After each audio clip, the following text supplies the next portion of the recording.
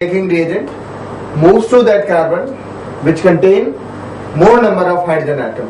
ठीक है, जहां पर भी एडिशन रिएक्शन होनी है यानी डबल बॉन्डेड। लेकिन अगर यही पार्ट बिना किसी ऑक्साइड परऑक्साइड के होता तो यहां आपका प्रोडक्ट बनता है CH3 CH CH3 और इसके साथ क्या लगा देना आपने, ब्रोमीन। और ये कौन सा रूल हो जाता है, मार्कोनिकॉफ। रिमेंबर? और ऊपर वाला रूल जस्ट मार्कोनिकॉफ रूल के अपोजिट है, तो इसको क्या कहेंगे हम, anti Markovnikov rule.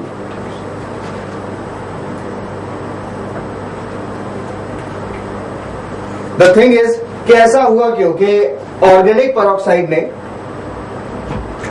Anti Markovnikov product as a major दिया, लेकिन अगर ऑर्गेनिक परऑक्साइड नहीं था तो मार्कोनिकॉफ रूल मिलना ही था।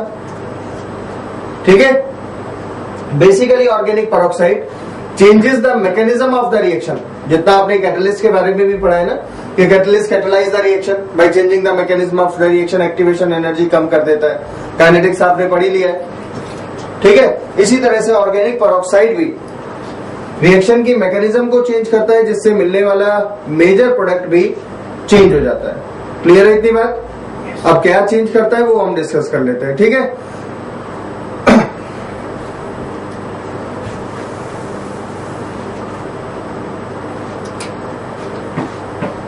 अगर इस रिएक्शन की मैकेनिज्म को स्टडी करें तो सबसे पहले स्टेप में कोई भी परऑक्साइड, मान लेते हैं बेंजोइल परऑक्साइड C6H5C परऑक्साइड, समझते हो ना किसको कहते हैं?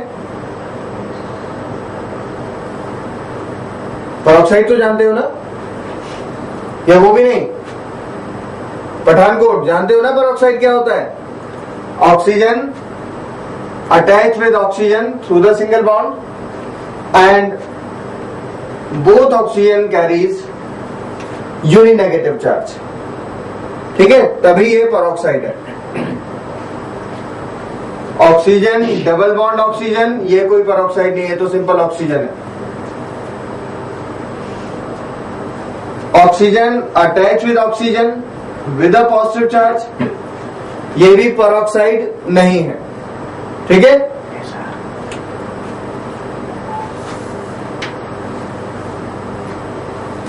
so now in this case mechanism का सबसे पहला स्टेप, परऑक्साइड क्लीव होमोलिटिकली, और सबसे पहले आपको C6H5 फ्री रेडिकल के 2 मोल बना देता है। And in the second step यही फ्री रेडिकल फिर से स्प्लिट होकर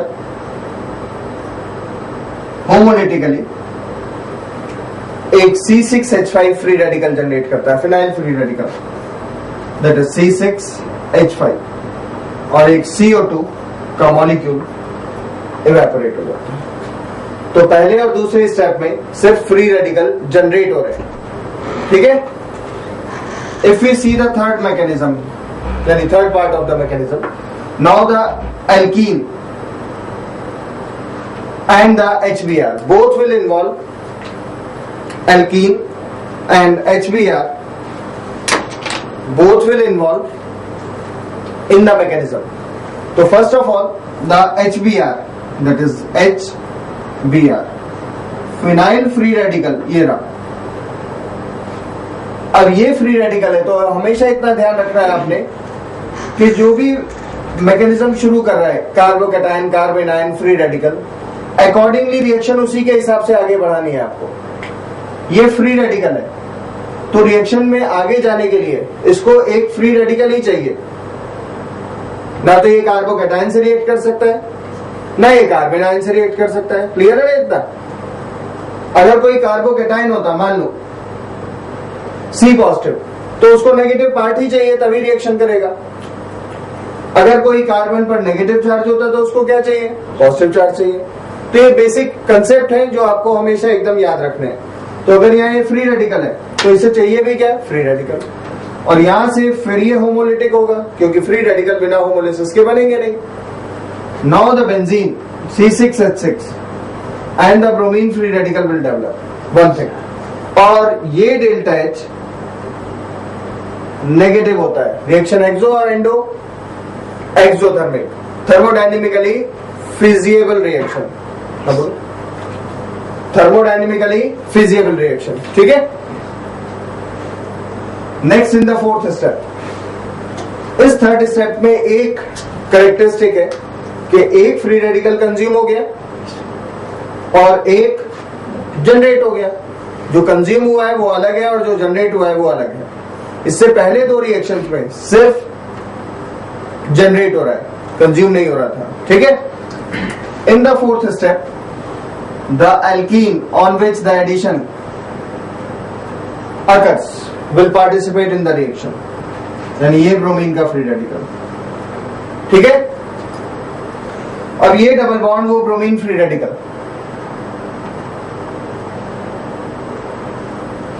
तो ये फ्री रेडिकल है, तो ये बॉन्ड कैसा क्लीव होना चाहिए? Homolytic, heterolytic? होमोलिटिक, क्योंकि फ्री रेडिकल तभी मिलेंगे। होमोलिटिक क्लीवेज ये हो गई हाफ हेटेरो, यानी कार्बन नंबर 1 और कार्बन नंबर 2 एक ही ब्रोमीन फ्री रेडिकल है। इसे किस कार्बन पर जाना चाहिए, 1 पर या 2 पर?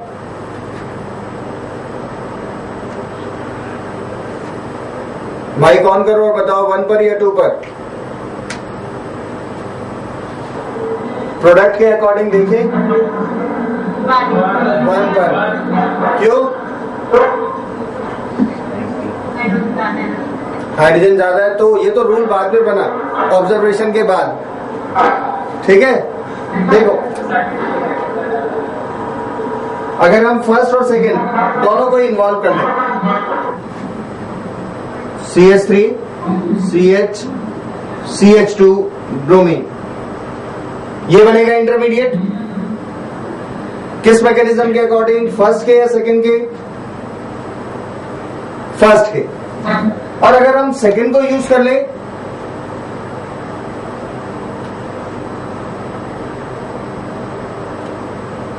तो ये फ्री रेडिकल बनेगा। क्लियर है इतनी बात?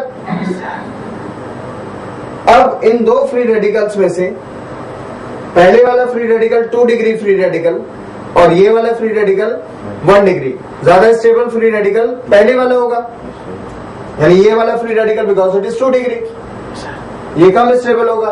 तो यहां आप लिख सकते हो ना 2 degree free radical and 1 degree free radical, which is more stable? 2 degree. और अगर 2 डिग्री ज्यादा स्टेबल है तो मैकेनिज्म फर्स्ट स्टेप के अकॉर्डिंग जाएगी, सेकेंड स्टेप के अकॉर्डिंग नहीं होगी। तो हुआ क्या, बेसिकली पूरी मैकेनिज्म चेंज हो गई ना। समझ आ रहा है ना इतना? किसने चेंज की? पेरोक्साइड ने। इसीलिए प्रोडक्ट का यील्ड भी या टाइप भी चेंज हो गया। यहां तक समझ आ गया आप सबको? अब आप नोट कर लो पहले।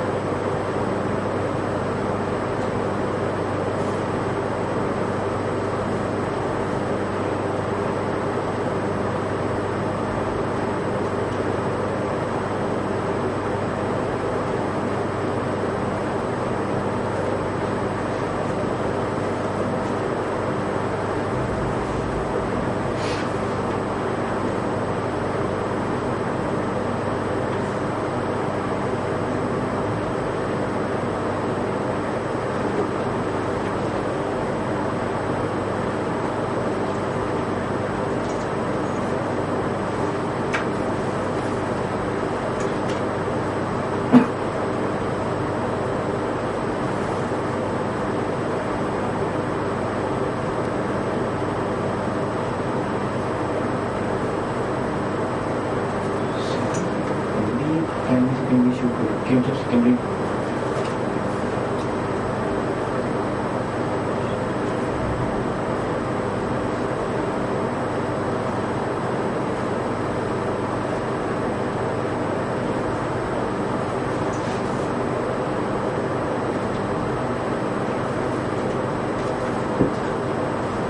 आप सभी ने नोट कर लिया इतना?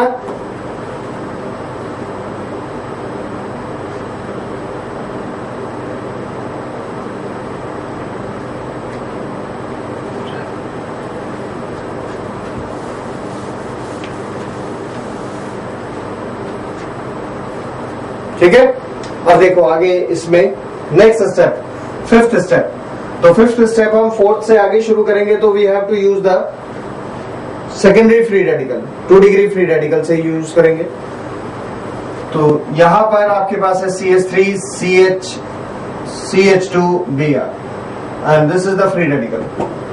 अब इस पर एक HBr फिर रिएक्ट करेगा और ये भी होमोलिटिक क्लीवेज में जाएगा, क्योंकि फ्री रेडिकल ही यूज हो रहा है, तो फ्री रेडिकल ही जनरेट होगा, वही रिएक्शन करेगा and we will obtain the CH3 CH2 CH2Br plus bromine free radical, और ये स्टेप डेल्टा H नेगेटिव होगा।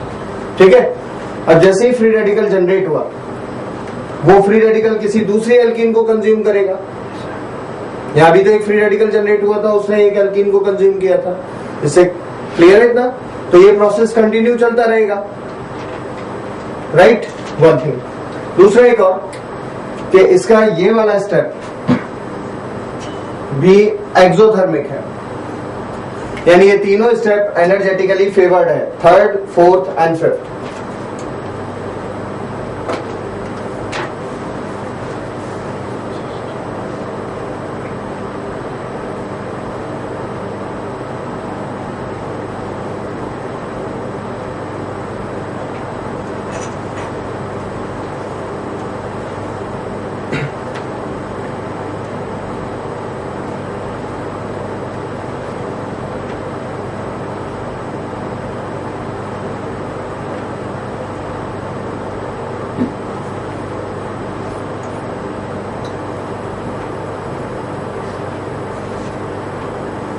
ठीक है।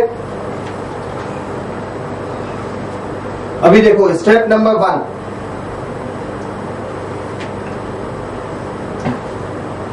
2, 3, 4 एंड 5 में अगर हम पहले दो स्टेप को देखें तो यहां जैसा बताया था अभी आपको फ्री रेडिकल जनरेट हो रहा है सिर्फ, तो ऐसे स्टेप को हम बोलते हैं चेन इनिशिएशन स्टेप, जो रिएक्शन को इनिशिएट करे। स्टेप नंबर 3, 4 एंड 5 ये ऐसे स्टेप है जिसमें एक फ्री रेडिकल कंज्यूम हो रहा है, एक जनरेट हो रहा है। एक कंज्यूम होगा, एक जनरेट होगा, एक कंज्यूम होगा और एक जनरेट होगा। That is propagation step.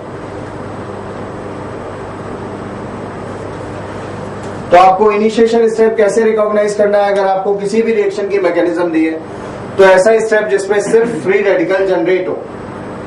ठीक है। प्रोपोगेशन स्टेप कैसे रिकॉग्नाइज करना है?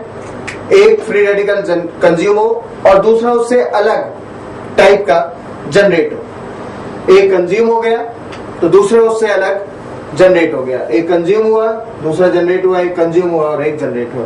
That is the thing, chain propagation. ठीक है। और in the last the chain termination.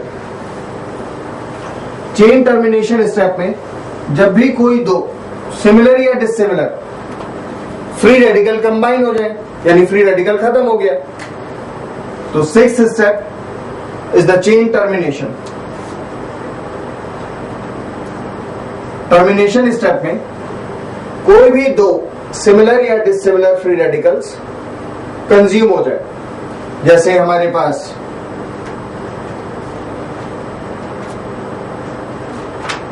एक फ्री रेडिकल ये जनरेट हुआ था और कोई भी किसी भी पार्ट का एक फ्री रेडिकल और ले ले। सिमिलर स्टेप हो सकता है, यानी सिमिलर हो सकते हैं दोनों, ये और ये। दैट इज अ टर्मिनेशन और प्रोडक्ट आपको मिल जाएगा CH3 CH2Br, CH, CH, CH3, CH2Br। Clear इतना? तो जब भी आपको मैकेनिज्म आइडेंटिफाई करनी है ऑप्शंस में कि इसमें से कौन सा स्टेप इनिशिएशन है, टर्मिनेशन है, प्रोपोगेशन है, तो बहुत सिंपल है। जब भी दो फ्री रेडिकल कंबाइन हो, लेकिन हाँ इतना ध्यान रखना कि जो दो फ्री रेडिकल कंबाइन ऑप्शन में दिखाए हैं वो किसी ना किसी स्टेप में जनरेट हो रहे हो। ऐसा ही कोई हाइपोथेटिकल फ्री रेडिकल ना कंबाइन कर दे। समझ आ रही ना बात?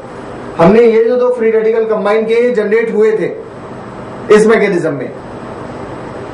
हम इस तरह से कोई फ्री रेडिकल यूज नहीं कर सकते कि जैसे हमारे पास ये और हम यहां फिनाइल फ्री रेडिकल को यूज करा लें। That is not the part of free radical generation in the chain propagation. Propagation का पार्ट नहीं था ना ये, ठीक है? तो ये पार्ट नहीं यूज करना। हाँ, और क्या फ्री रेडिकल है जो प्रोपोगेशन में यूज हुआ था या जनरेट हुआ? Bromine free radical, that is also possible. ये स्टेप भी चेन टर्मिनेशन है। तो ऐसे दो फ्री रेडिकल जो रिएक्शन में जनरेट हुए हैं, अगर वो कंबाइन होते हैं तो that step will be the chain termination. Initiation सिर्फ जनरेट होगा, प्रोपोगेशन जनरेट होगा और कंज्यूम भी होगा। क्लियर हो गया इतना? तो basically organic peroxide has changes the mechanism from ionic to free radical. Ionic mechanism से किस में कन्वर्ट कर दिया उसको? फ्री रेडिकल मैकेनिज्म में। ठीक है?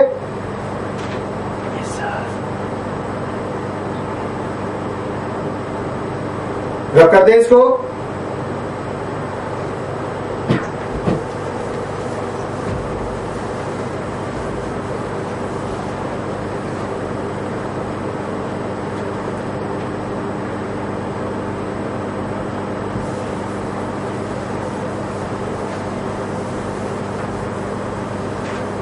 और इसीलिए इसको बेसिकली हम एंटी मार्कोनिकॉफ रूल कहते हैं।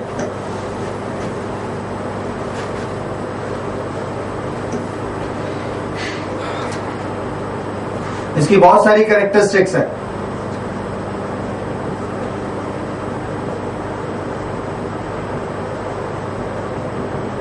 एंटी मार्कोनिकॉफ रूल की फर्स्ट तो जैसे हम डिस्कस कर ही चुके हैं इसको, the negative part of the attacking reagent moves to that carbon which is having more number of hydrogen atoms. It takes place in the presence of organic peroxide. ठीक है? अगर आपको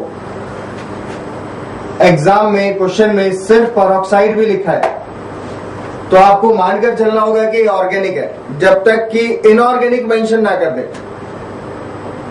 Unless until in the question it is not mentioning the peroxide is inorganic clearly, तब तक organic peroxide और peroxide आपको same लेकर चल रहे हैं। ठीक है? समझ आया ना इतनी बात? कोई डिफरेंस नहीं है। कंफ्यूज नहीं होना कि वहां तो मेंशन ही नहीं था कि वो ऑर्गेनिक है या नहीं है, तो हम क्या लेते हैं? आपने तब तक क्या लेना है? Organic peroxide. और प्रोडक्ट तो हमने बना दिया यहाँ CH3 CH2 CH2Br। ठीक है? Mechanism takes place via free radical। Mechanism किस पाथवे से जाएगी? फ्री रेडिकल से जाएगी। ठीक है? इसी एंटी मार्कोनिकॉफ रूल को हम पेरोक्साइड इफेक्ट भी बोलते हैं।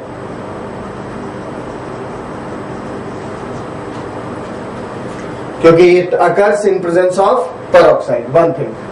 और इसी anti Markovnikov rule peroxide effect को खरैश इफेक्ट,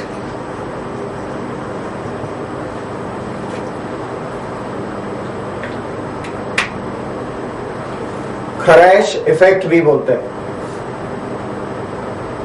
खरैश साइंटिस्ट ने दिया था, according to anti Markovnikov rule है, अगर in presence of peroxide, mechanism via free radical, main steps 3: initiation, propagation and termination, initiation में सिर्फ जनरेट होंगे, प्रोपोगेशन में एक कंज्यूम होगा, एक जनरेट होगा, और टर्मिनेशन में दो फ्री रेडिकल सिमिलर और डिसिमिलर कंबाइन हो जाएंगे। ठीक है, इनऑर्गेनिक प्रोडक्ट यूज हो तो क्या रिजल्ट आता है? तो कुछ नहीं, एंटी मार्कोनिकॉफ रूल नहीं लगेगा।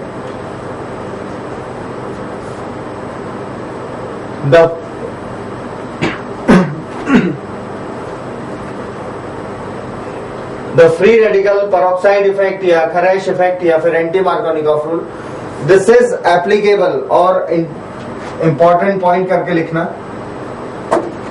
ओनली विद HBr, नीले पीले पेन से लिखना, अलग कलर के पेन से, ठीक है। This anti Markovnikov rule is applicable with HBr only. HBr के लिए वैलिड है, HCl HI के लिए वैलिड या नहीं है, या किसी और के लिए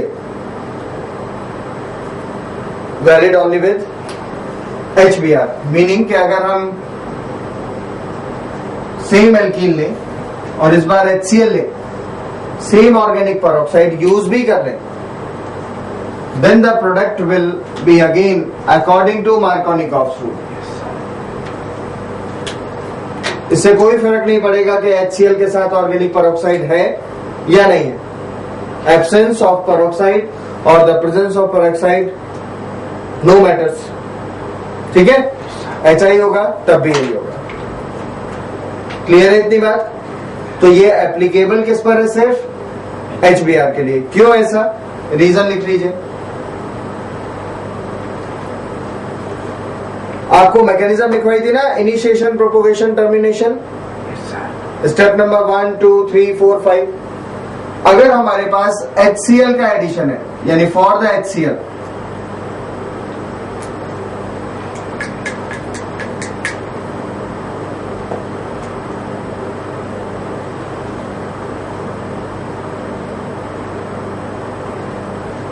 the step number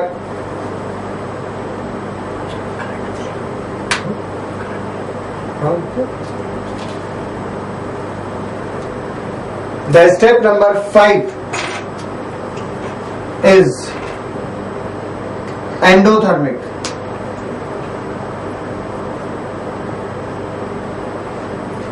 fifth step endothermic है, which is energetically not favorable। और जब तक स्टेप नंबर 5 नहीं होगा, क्या मैंने वो HBr के लिए लिखवाया था। For HCl step number 5 is endothermic, यानी अगर HCl यूज करते हैं तो वही स्टेप कैसा हो जाएगा? एंडोथर्मिक हो जाएगा, एक्सो नहीं रहेगा। और अगर एंडोथर्मिक वो स्टेप हो जाएगा 5, तो यानी फिफ्थ स्टेप एनर्जेटिकली फेवर्ड नहीं है। अगर फिफ्थ स्टेप नहीं होगा तो रिएक्शन पूरी नहीं होगी। क्लियर है ना इतना? रिएक्शन पूरी नहीं हो रही, इसका मतलब कि रिएक्शन उस मैकेनिज्म से नहीं जा सकते, और उस मैकेनिज्म से नहीं जाएगी तो ऑर्गेनिक पेरोक्साइड के होने के बाद भी फिर से वही मैकेनिज्म होगी, आयनिक, यानी आयन सी जनरेट होंगे, क्लोराइड जाएगा, H+ जाएगा। और अगर ये HI है तो step number 4 will be the endothermic. तब तो स्टेप 4 ही नहीं होगा तो फिफ्थ का तो मतलब ही नहीं। इसीलिए आपको स्टेप बताए थे कि एनर्जेटिकली कौन फेवर है और कौन फेवरेबल नहीं है, ठीक है। तो step number 5 is not favourable in the HCl, 4 is not favourable in the HI। और जब स्टेप ही फेवरेबल नहीं है तो रिएक्शन पूरी आगे नहीं जाएगी, ठीक है। Therefore it is applicable only with the HBr, not with HCl और HI। ऑर्गेनिक पेरोक्साइड का प्रेजेंस और एब्सेंस कोई फर्क नहीं डालेगी, ठीक है। रब कर दे इसको।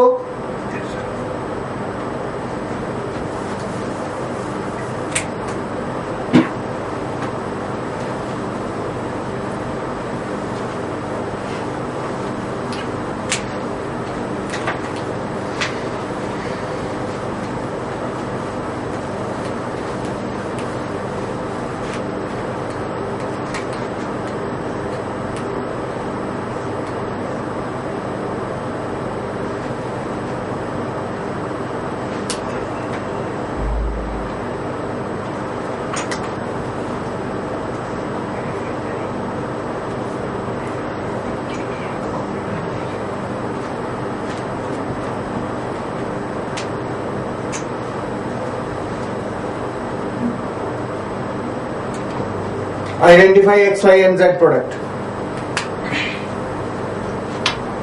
X, Y and Z.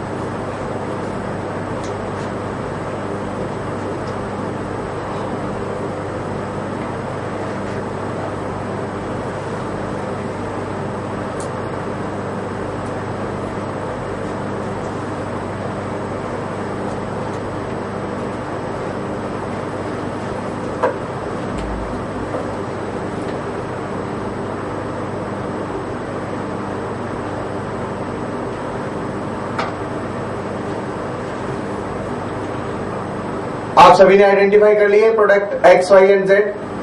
देखो बहुत सिंपल है, HBr है, पेरोक्साइड है, तो पेरोक्साइड इफेक्ट होगा यानी खरैश इफेक्ट और anti Markovnikov rule. The negative part of the attacking reagent moves to that carbon which is having more number of hydrogen. तो इस डबल बॉन्ड पर एडिशन होना है, यहाँ एक हाइड्रोजन है, यहाँ एक भी हाइड्रोजन नहीं है, यानी रिलेटिवली यहाँ ज्यादा नंबर ऑफ ज्यादा है यहाँ पर हाइड्रोजन। तो आपको H और Br में से इस H वाले कार्बन पर क्या ऐड कर देना चाहिए? Br according to anti Markovnikov rule. तो ये डबल बॉन्ड खत्म हो जाएगा, H है, एक Br आ जाएगा और एक H यहां पर आ जाएगा। सभी का सही होगा आई थिंक, किसी का ऐसा तो नहीं गलत है? ये क्लियर है इतना? अब Y बिना किसी पेरोक्साइड के, तो anti Markovnikov rule, negative part of the attacking reagent moves to that carbon which is having more number of hydrogens। समझ आ गया इतना? और Z पेरोक्साइड विद HCl, लेकिन पेरोक्साइड का